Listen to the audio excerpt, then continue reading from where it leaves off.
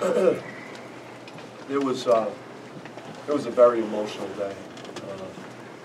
I'm not surprised we struggled early in the game and had a deficit just with the emotion and what the senior class means to me and what they've done for me personally and the relationship we have. And I struggled myself to really get involved in the game and get connected to the game, and so I can imagine what our seniors had to go through, the emotions of playing the last game here, and got behind but charged back and put ourselves back in the game.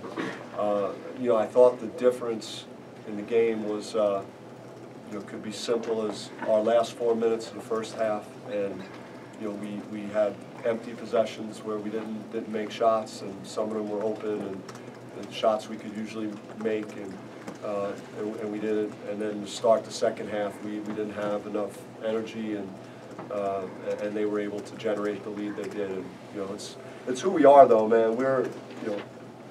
We fight. We got an amazing will to win, and desire to win, and character, and to make all the plays we made, and to claw our way back and give ourselves a chance to win. So just really proud of my team, proud of the regular season, excited, enthusiastic. It's always hard to lose, and there's no moral victories, and you want your seniors to win their last game here at Wells Fargo, but I love my chances with the group I have, playing anybody that we're going to play in the postseason, in Vegas and in the NCAA tournament. Hey Bobby, last 4 games, you were up 70s, 80s, the offense seems to be back on track, is that right? Like I mentioned, I think that we struggled. We played good offense, after, I think they had like a 21-10 lead, and then once we kind of broke through that, we played good offense for several minutes, and then at the end of the half, we just stopped, making some open shots, and if you have an open three, you got to connect. Pull-ups, got to connect. Those are the shots I know we're capable of making. And then same thing early in the second half. But the enthusiasm that we defended with and the urgency that we defended with, really helped boost our offense in the second half, and the ball was going in a lot more frequently. Coach, you and Shannon obviously have a history that goes way back. So tonight, or just today, excuse me, the emotions between you two and just the impact of the game. Yeah, Shannon and I have been through a lot of wars, and Cody and Trey the same thing, and it's you remember the dark days and the great times, and got so many great memories with all those guys, and so they're like family members for me, and so I plan on being here for a long time, and they could always come back and visit me, and hang at my house, and work out at Weather Up Center as their professionals. But we got some more business here the rest of the way. We still have a lot to play for, and so it's going to be, we're just going to go after every game and see where it takes us.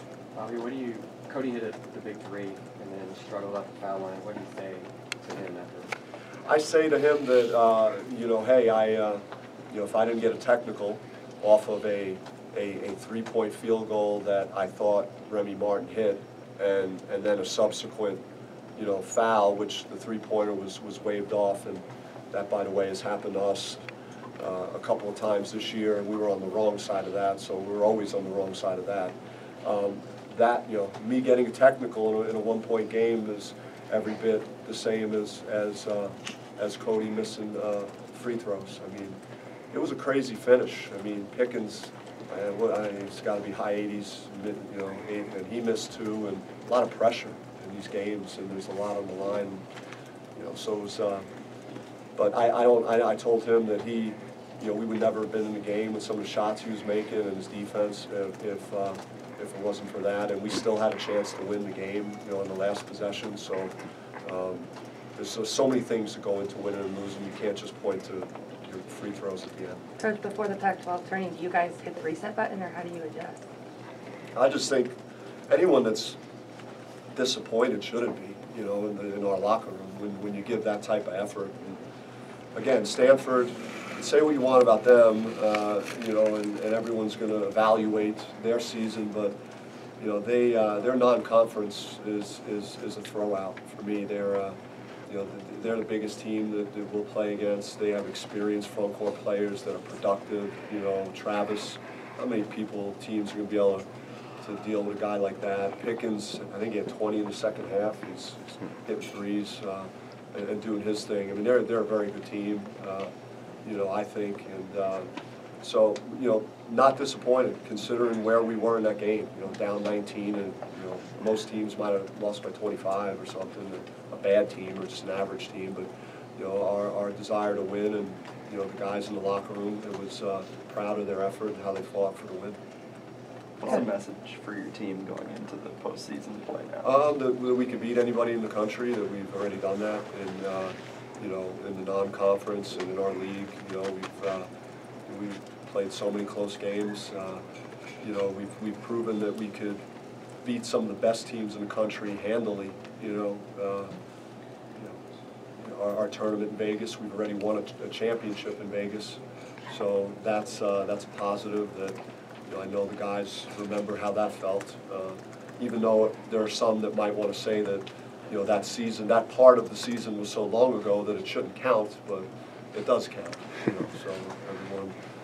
This is a season. This is a Pac-12 season, and there's an entire season. So, you know, everything we've done goes into the team that we've been in.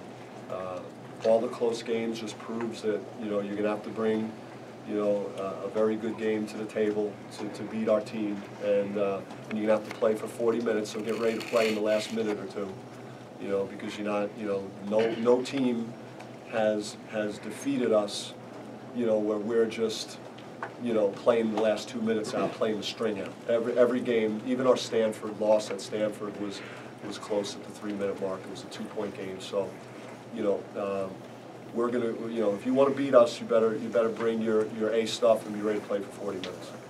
Bobby, what does it say about Cody for him to come out here alone and speak in front of the media after what happened? He's prepared for life and the next step, and you know, everyone has adversities, and you know, he wants to win as bad as anybody on our team, and most people that I've met in my life, and he just doesn't say it, he walks it, he talks it, he works on his game.